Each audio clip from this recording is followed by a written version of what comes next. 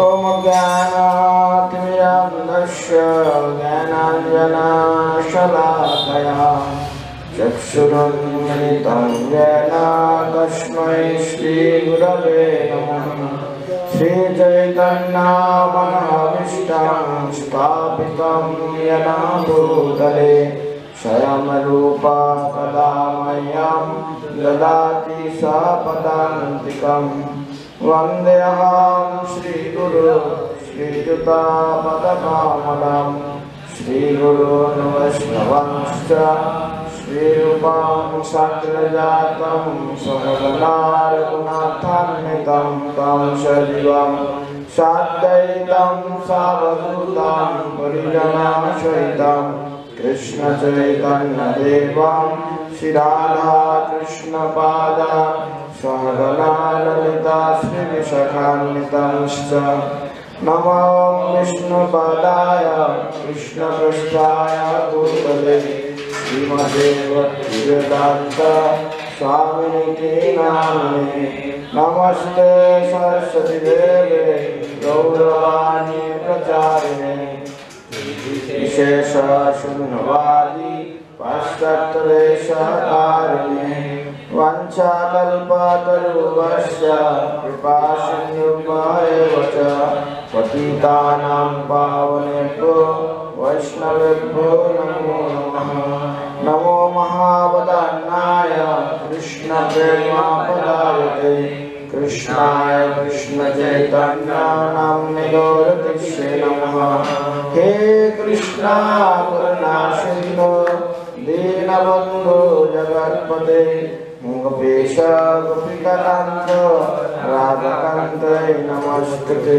तप्त कांचन गौरांगी राधे वृंदावनेश्वरी वृषभानुसुते देवी प्रणमामि हरिप्रिये। जय श्री कृष्ण चैतन्य प्रभु नित्यानंद श्री अद्वैत गदाधर शिवासादि गौर भक्तवृंद। हरे कृष्णा कृष्ण कृष्ण हरे हरे हरे राम राम राम हरे हरे। ओम नमो भगवते वासुदेवाय। ओम नमो भगवते वासुदेवाय। ओम नमो भगवते वासुदेवाय। ओम नमो भगवते वासुदेवाय। ओम नमो भगवते वासुदेवाय।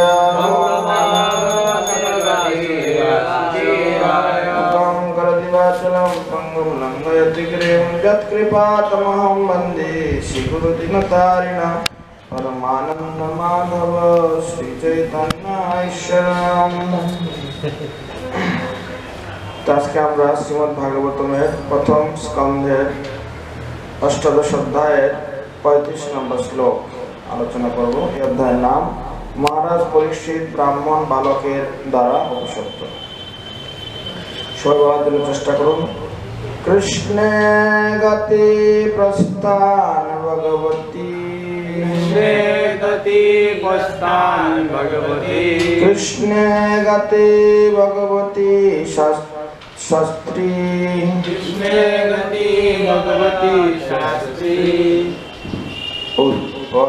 उत्पथगामिनां तद्विनाशतुम् अहम्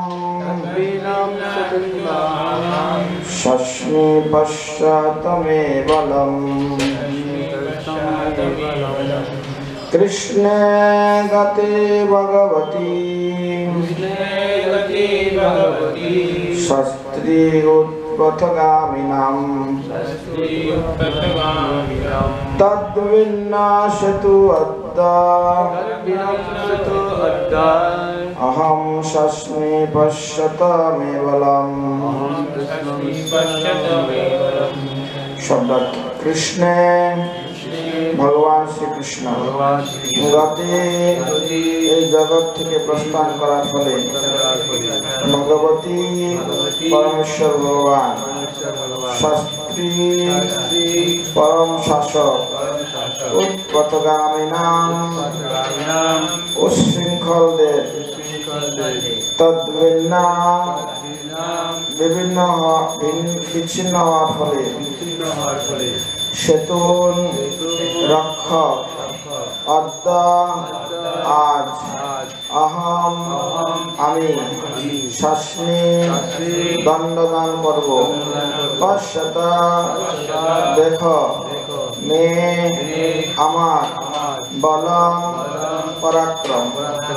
অনুবাদ। সকলের পরম শাসক পরমেশ্বর ভগবান শ্রীকৃষ্ণ স্বধামে গমন করেছেন বলে এই সমস্ত উচ্ছৃঙ্খল লোকেরা তাদের প্রভাব বিস্তার করছে। তাই আমি তাদের দণ্ডদান করছি, তোমরা আমার শক্তি দেখো। সবাই কৃপাপূর্বক বলুন। সকলের পরম শাসক সকলের পরম শাসক পরমেশ্বর ভগবান শ্রীকৃষ্ণ পরমেশ্বর ভগবান শ্রীকৃষ্ণ স্বধামে গমন করেছেন বলে স্বধামে গমন করেছেন বলে এই সমস্ত শৃঙ্খল লোকেরা এই সমস্ত শৃঙ্খল লোকেরা তাদের প্রভাব বিস্তার করছে। তাদের প্রভাব বিস্তার করছে। তাই আমি তাদের দণ্ডদান করছি। দণ্ডদান করছি। তোমরা তোমরা আমার শক্তি দেখো। আমার শক্তি দেখো। তাৎপর্য ছিল প্রভুপাদকৃত। তো ক্ষুদ্র ব্রহ্মতেজের প্রভাবে মদমত্ত সে অনভিজ্ঞ বালক কলির দ্বারা প্রভাবিত হয়েছিল। মহারাজ পরীক্ষিত কলিকে পূর্ব উল্লিখিত 4টি স্থানে থাকবার অনুমতি দিয়েছিলেন, কিন্তু তার সুদক্ষ শাসন ব্যবস্থায় কলি তার রাজ্যে থাকবার উপযুক্ত জায়গা খুঁজে পায়নি। তাই বলে তার আধিপত্য প্রতিষ্ঠা করার সুযোগ খুঁজছিল এবং ভগবানের কৃপায় সে অনভিজ্ঞ অহংকারে মত্ত ব্রহ্মবন্ধুর মধ্যে একটি ছিদ্র খুঁজে পেয়েছিল। সেই ক্ষুদ্র বালক তার ধ্বংসকারী শক্তি প্রদর্শন করতে চেয়েছিল এবং সে মহারাজ পরীক্ষিতের মতো একজন মহান রাজাকে দণ্ডদান করার দুঃসাহস করেছিল। শ্রীকৃষ্ণের অপ্রকটের পর সে তার স্থান অধিকার করতে চেয়েছিল। কলির দ্বারা প্রভাবিত যে সমস্ত উৎপাদগামী মানুষ শ্রীকৃষ্ণের স্থান অধিকার করতে চায় তারাই এই প্রকার আচরণ করে। অল্প শক্তি লাভের ফলে মতমত্ত হয়ে তারা ভগবানের অবতার সাজতে চায়। শ্রীকৃষ্ণের অপ্রকটের পর বহু প্রতারক অবতার সাজার চেষ্টা করেছে এবং তারা মিথ্যা প্রতিষ্ঠা লাভের জন্য নির্বোধ জনসাধারণকে ভ্রান্ত পথে পরিচালিত করছে। অর্থাৎ ব্রাহ্মণ বালক শৃঙ্গির মাধ্যমে কলি এই পৃথিবীর উপর তার আধিপত্য বিস্তার করার সুযোগ পেয়েছিল। তো এই ছিল শিল প্রভুপাদকৃত আজকের শ্লোকের প্রাঞ্জল তাৎপর্য। তো আপনারা শুনে আসছেন যে সৌমিত্র ঋষির পুত্র শৃঙ্গি সে যখন শুনতে পেল যে তার বাবার গলায় একটি মৃত সাপকে পেঁচিয়ে দিয়েছিলেন কে? মহারাজ পরীক্ষিত। তখন সে অত্যন্ত ক্ষুব্ধ হয়ে যায় এবং বিভিন্নভাবে মহারাজ পরীক্ষিতের সম্বন্ধে কটূক্তি করতে শুরু করে। এমনকি তিনি মহারাজ পরীক্ষিতকে পাহারাদার কুকুর বা কাকের সঙ্গেও তুলনা করতে ছাড়েননি। তো এই শ্লোকে আমরা দেখতে পাচ্ছি যে শৃঙ্গি অত্যন্ত গর্বে অহংকারে মত্ত হয়ে গেছেন এবং তিনি কি করছেন? তিনি মহারাজ পরীক্ষিতেও দণ্ড দেওয়ার জন্য প্রস্তুত হয়েছেন। সকলের পরম শাসক পরমেশ্বর ভগবান শ্রীকৃষ্ণ স্বধামে গমন করেছেন বলে এই সমস্ত উচ্ছৃঙ্খল লোকেরা তাদের প্রভাব বিস্তার করছে। কাকে বলছে? মহারাজ পরীক্ষিতকে। বলছে উচ্ছৃঙ্খল। যে মহারাজ পরীক্ষিত কিনা অত্যন্ত ধর্মপ্রাণ একজন রাজর্ষি, রাজা প্লাস ঋষি, এবং যিনি সবসময় ভগবানের যারা ভক্ত মুনি ঋষি যোগী তাদেরকেও তিনি সবসময় যজ্ঞ ধর্ম অনুষ্ঠান ধর্মাচরণ করার জন্য পূর্ণরূপে সহযোগিতা করেন এবং তার শাসন ব্যবস্থায় যাতে সুন্দরভাবে সকলেই ধর্মীয় আচার আচরণ করতে পারে, ভগবানকে সেবা করতে পারে, সম্পূর্ণভাবে তিনি সেই ব্যবস্থা করেছিলেন। এমনকি এখানে শৃঙ্গি সেটা বহুপাশ সেটা মেনশন করেছেন যে পরীক্ষিত মহারাজ 4টি স্থানে কলিকে আশ্রয় দিয়েছিলেন। কোথায় কোথায় আশ্রয় দিয়েছিলেন? 1 নম্বর হলো জীব হিংসা, তারপরে অবৈধ সঙ্গ, তারপরে নেশা জাতীয় দ্রব্য ভক্ষণ, তারপরে হলো শ্বাস-প্রশ্বাস জুয়াযুক্ত ক্রিয়া। এই 4টি জায়গায় মহারাজ পরীক্ষিত কলিকে আশ্রয় দিয়েছিলেন, কিন্তু কলি কোনো জায়গা খুঁজে পাচ্ছিল না। তার মানে আমরা বুঝতে পারি যে সেই সময় কোথাও এই 4টি কর্ম হতো না। তার মানে মহারাজ পরীক্ষিতের শাসন ব্যবস্থায় সমস্ত প্রজারা কত উন্নত ছিল এবং তারা কিরকম ভাবে ধর্মপরায়ণ ছিল, ভগবানের ভক্ত ছিল। এবং আমরা এখনো দেখতে পাই যে শৃঙ্গি সে একটা বালক, অথচ সেও আধ্যাত্মিক শক্তি লাভ করেছিল। তার মানে হলো মহারাজ পরীক্ষিতের রাজত্বে একটা ছোট্ট বালকও আধ্যাত্মিক শক্তি লাভে করেছে। তার মানে কি আমরা বুঝতে পারি যে সেই সময়টা সবাই কিরকম ভাবে ভগবত ভক্ত ছিল। তো সে কারণে কলি কি করেছে, এখন সে একটি সুন্দর সুযোগ পেয়েছে। কি সুযোগ পেয়েছে? সেই ব্রাহ্মণ বালক অর্থাৎ অনভিজ্ঞ বালক সে কি করেছে, ক্রুদ্ধ হয়ে গেছে মহারাজ পরীক্ষিতকে অভিশাপ দেওয়ার জন্য। তার যে নিজের শক্তি, আধ্যাত্মিক শক্তি, সেই গর্বে সে গর্বিত হয়ে গেছে। সে বলছে আমি রাজাকে দেখো কি করে আমি এখন দণ্ড দেব। তো সে কারণে সে বুঝতে পারেনি যে তার যে শক্তি সেটা সে কি করে অপপ্রয়োগ করছে। তো এরকম ভাবে আমরা অনেক সময় বুঝতে পারি না, আমরা অনেক সময় এরকম ভাবে ভুল করি। বুঝতে না পেরে আমরা আমাদের শক্তির অপব্যবহার করি। এই কলিযুগে আমরা দেখছি প্রায় সমস্ত রাজা হতে শুরু করে সবাই, যদি একজন রাজা ভগবানের প্রতিনিধি, তার উচিত ভগবানের আইনকে প্রতিষ্ঠা করা এবং ধর্মকে প্রতিষ্ঠা করা এবং সমস্ত প্রজাদের ঠিকভাবে যেন সবাই ধর্ম করতে পারে সেই সুযোগ প্রদান করা। অথচ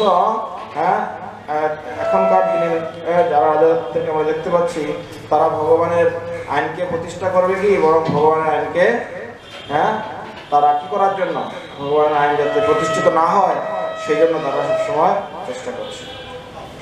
তো সে কারণে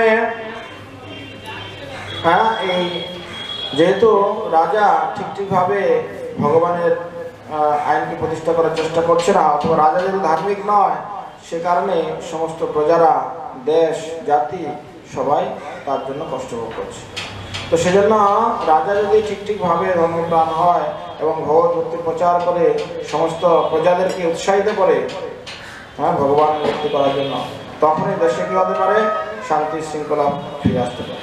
কিন্তু এখনকার তথাকথিত রাজারা আমরা দেখতে পাই, তারা নিজেরাই ভগবানকে বাদ দিয়ে নিজেরা ভগবানের আসনে বসতে চায়। বা তথাকথিত অনেক আছে যারা ভগবান কৃষ্ণের অপ্রকটের পর তারা নিজেদেরকে ভগবান বলে দাবি করছে, ভগবান হতে চাইছে। তো এইভাবে যত দিন যাচ্ছে আমরা দেখতে পাচ্ছি এই জগতে বিভিন্ন উচ্ছৃঙ্খলতার সৃষ্টি হচ্ছে। তো কারণটা হলো কলির প্রভাব। তো সে কারণে আমরা যদি চারটে জিনিস থেকে মুক্ত থাকি, কি আমরা যদি জীবহিংসা না করি, অবৈধ সঙ্গ না করি, তারপরে দাস প্রসাদ না খেলি, নেশা না করি, তাহলে কলি আমাদেরকে বিভ্রান্ত করতে পারবে না। এবং আমরা যদি কি করি, হরে কৃষ্ণ কৃষ্ণ কৃষ্ণ হরে হরে, হরে রাম রাম ফলো করে সেগুলোকে সবসময় খেয়াল রাখতে হবে। আমাদের দ্বারা যেন চারটা কর্ম না হয় এবং আমরা যেন সবসময় ভগবানের দিব্য নাম হরে কৃষ্ণ মহামন্ত্র, এই কলিযুগের যুগ ধর্ম আমরা যেন জপ করতে পারি। প্রভুপাদ বলছেন, always remember Krishna, never forget Krishna. সবসময় কৃষ্ণকে চিন্তা করো, কখনো কৃষ্ণকে। শিল প্রভুপাদ কি, সমবেত গৌর ভক্তবৃন্দ কি, নিতাই গৌর প্রেমানন্দে।